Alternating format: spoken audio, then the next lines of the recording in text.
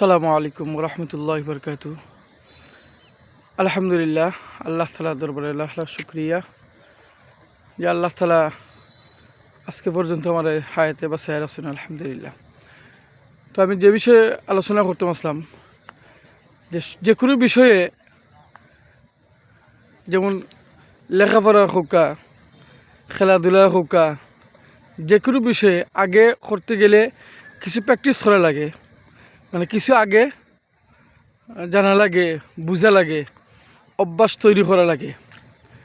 ঠিক তেমনি আপনি রমজান মাস আগামী শবে বরাত গেছে কি, আগামী কয়েকদিন পরেও রোজার মাস। তো রোজার মাসে যদি হুট করে আপনি রোজা রাখি দেন, তাহলে আপনার পানি তৃষ্ণা ধরব খুব বেশি, পানি খাইতে মন চাইব, আর খালি খুব হইব অসহ্য লাগের, ভালো লাগেন না, সময় এখানে যায় না, টাইম এখানে যায় না। অভ্যাস হঠাৎ তো অভ্যাস নাই। তো এই কারণে আগ থেকে আপনি প্রস্তুতি নিতা।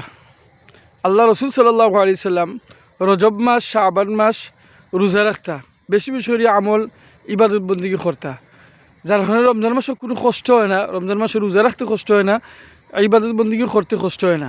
এই কারণে রজব মাস, শাবান মাসও আল্লাহ রসুল সাল্লাল্লাহু আলাইহি সাল্লামে আমরা শিক্ষা দিয়ে গেছেন। এই দুই মাসও রসুল সাল্লাল্লাহু আলাইহি সাল্লাম রোজা রাখছেন, ইবাদত বেশি করে করছেন, আমরাও করতাম। আমরা এটা রসুল সাল্লাল্লাহু আলাইহি সাল্লাম শিক্ষা দিয়ে গেছেন।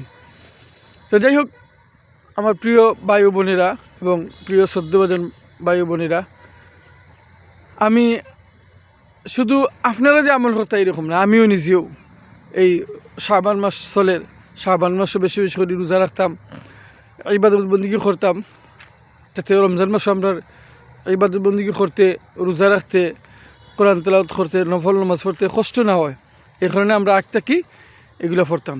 যাই হোক, আমার কথাগুলো যদি ভালো লাগে থাকে অবশ্যই অন্য একজনকে দেখার সুযোগ করে দিবা, আমার প্রিয় মানুষ যেটা আছে শেয়ারের মাধ্যমে। আর ইনশাল্লাহ আশা করবো আমরা সবাই ইনশাল্লাহ রমজান মাসের প্রস্তুতি নিব। প্রস্তুতি ছাড়া কোনো কিছু করা যায় খুব কষ্ট হয়, আর প্রস্তুতি থাকলে যে কোনো কাজ করতে সহজ, ইজি। এটা যে কোনো ক্ষেত্রে আপনি হইন না কেন, এই জন্য প্রস্তুতি নিব আমরা ইনশাল্লাহ।